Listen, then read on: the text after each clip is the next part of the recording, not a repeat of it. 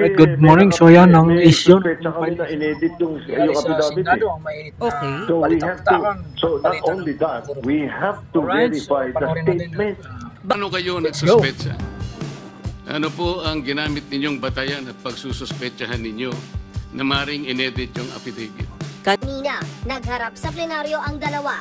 Buwelta ni Soto, teka lang daw, personal na opinyon ang kanyang sinabi. Bukod pa dyan, pinagtarunan din ang hiling na ilagay sa Witness Protection Program ang mga diskaya. Pinapalagan niya ng Senate President. Bakit daw, kung mismong taong bayan, guilty ang tingin sa mga diskaya? Magkakaroon ng immunity from criminal prosecution. So kung natatakot sila sa kanilang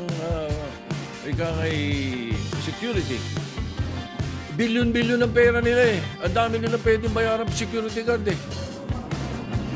Kahit 1,000 security guard, kaya nila eh. Bakit kailangan gobyerno? Soto, quote-unquote, yan ang gimmick ng minority.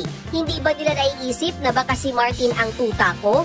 Dagdag pa ng Senate President, quote-unquote, where is parliamentary courtesy? Of course, sigurado yung mga trolls wala noon at hindi nila naiintindihan kung ano yung parliamentary courtesy. Kaya siguro ganun. At atay sila sa sama ng loob.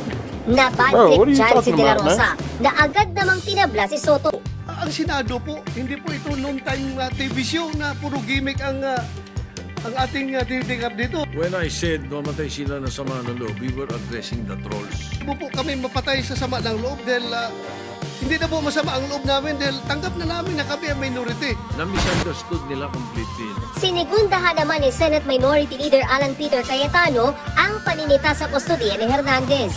Ikinulong ito sa PNP Custodial Center matapos tumistigo sa Kamara.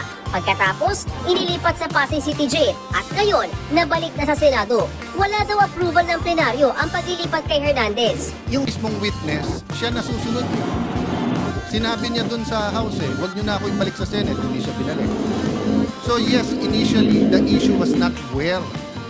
The issue is not where to detain him. The issue is who has authority and ano ang rules natin. Sagot siya.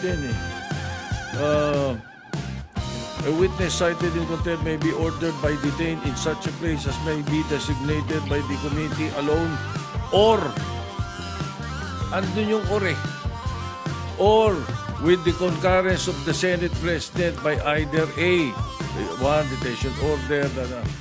So it's the Senate President has the power to do that. Anong mararamdaman nyo kung nasa sapatos ko po kayo?